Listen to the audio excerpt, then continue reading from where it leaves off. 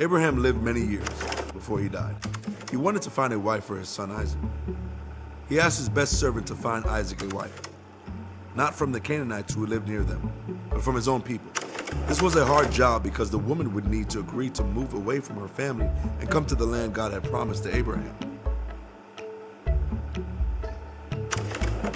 Abraham said, "The Lord will send an angel before you. God will help the servant with this task." The servant took 10 camels with him on the journey to Abraham's homeland. When the servant arrived, he stopped with the camels at a well outside of a town. In the evenings, women would come and draw water from this well. The servant prayed to God. He said, "When the young women come to draw water, I will say, 'May I have a drink too?' If one of the women says, 'Drink, and I'll also draw water for your camels,' let her be the woman you have chosen for Abraham's son Isaac." Before the servant had finished his prayer, Rebekah walked up to the well with a jug on her shoulder. She was not married, and she was part of Abraham's people. The servant saw that she was very beautiful. She could be a perfect wife for Isaac. The servant said, "Please, let me have a little water from your jug."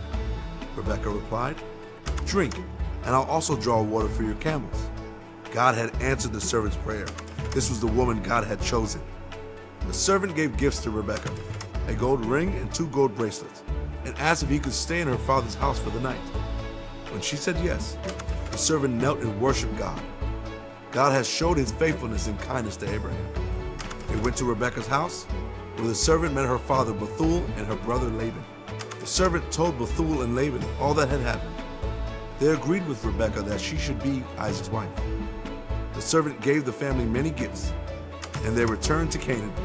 Isaac loved Rebekah, and she became his wife. God was faithful to provide a wife for Isaac. Abraham's servant brought back Rebekah so Isaac could know and love her. God sent his servant, Jesus, to seek and save people from sin and death. Jesus was faithful.